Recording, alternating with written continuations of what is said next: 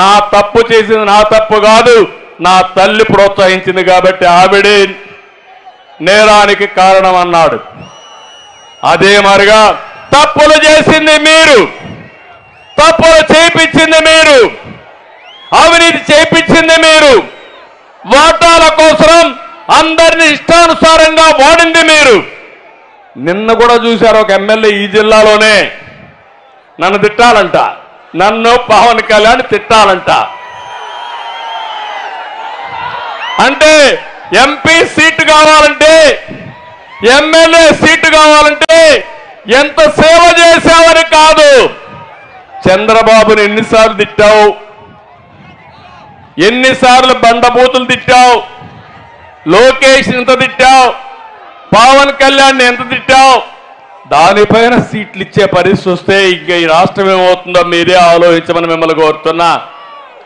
కొంతమంది ఎమ్మెల్యేలు అన్నారు, కొంతమంది ఎంపీలు అన్నారు, మాకు సంస్కారం ఉంది, నీకు సంస్కారం లేదు, మేము తిట్టాం, అవసరమైతే నీ సీట్ ఎక్కిపోయినా పర్వాలేదని చెప్పారు. వాళ్ళని గట్టిగా అభినందిస్తున్నా, మీరు కూడా అభినందించాల్సిన అవసరం ఉంది. అంటే ఇవన్నీ చూసిన తర్వాత తమ్ముళ్ళు మీకు బాధ అనిపిస్తుందా లేదా అని అడుగుతున్నా.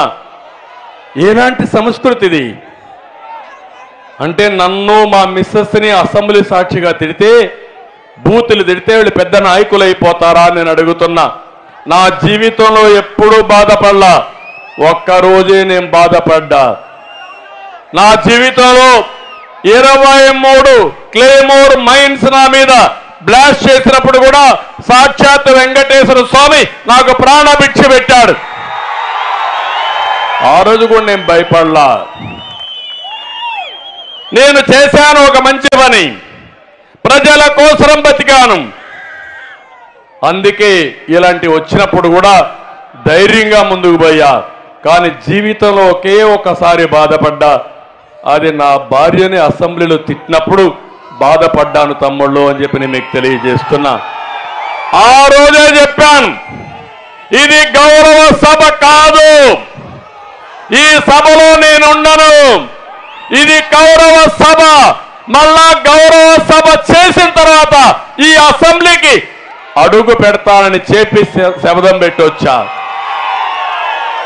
నా శపథాన్ని నెరవేరుస్తారా అని మిమ్మల్ని అడుగుతున్నా. నేను రాజకీయం కోసం రాలేదు, అధికారం కోసం రాలేదు. ఒక మారుమూల గ్రామంలో ఉన్న నేను ఒక రైతు బిడ్డగా పుట్టి ఈరోజు ఐటీని ప్రమోట్ చేసే స్థాయికి వచ్చానంటే అది మీ అందరూ చూపించిన ఆదరణ, మీ అందరి సహకారం. అలాంటి దీనికి మనం ఇది చేశాం. ఈరోజు మనందరం కూడా ఒక పక్క బాధలున్నాయి, ఒక పక్క ఇబ్బందులున్నాయి, కానీ మనందరం ముందుకు పోవాల్సిన అవసరం ఉంది. నేను ఒకటే మనసులో పెట్టుకున్నాను, నెంబర్ 1 మనందరం కూడా గుర్తుపెట్టుకోవాల్సింది, తెలుగు కమ్యూనిటీని ప్రపంచంలోనే నెంబర్ 1గా చేయాలన్నది నా కోరిక. ఇప్పటికే దేశంలో ఎక్కువ తలసరి ఆదాయం వచ్చే రాష్ట్రం ఏదంటే అది తెలంగాణ.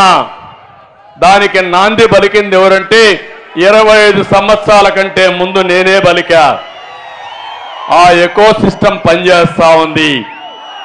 దానివల్ల రాష్ట్ర ప్రజానీకం బాగుపడుతున్నారు. ఇంకో పక్క నేను ఆ రోజు ఐటీకి ప్రాధాన్యత ఇచ్చాను. ఈరోజు ప్రపంచం అంతా వెళ్ళారు. ఆ దేశస్తుల కంటే ఎక్కువ తలసరి ఆదాయం సంపాదిస్తున్నారు. నేను ఒకటే ఆశిస్తున్నా, తొందరలోనే ప్రపంచంలోనే తెలుగు జాతి శక్తివంతమైన జాతిగా తయారవుతుంది. నాకు అనుమానం లేదు. సంపదలో కానీ, సేవాభావంలో కానీ, మంచి పనులు చేయడంలో కానీ తెలుగువారే ముందుంటారు. కానీ వచ్చింది 5 కోట్ల ప్రజానీకం ఆంధ్రప్రదేశ్ రాష్ట్రంలో ఇబ్బందుల్లో ఉన్నారు. అవునా కాదా? ఇబ్బందుల్లో ఉన్నారు, చేతులు పైకెత్తండి. ఈ ఇబ్బందులు అధిగమించాలా లేదా? అధిగమించే శక్తి మనకుందా లేదా? అందుకే మొట్టమొదటిగా నేను మీ అందరి కోసం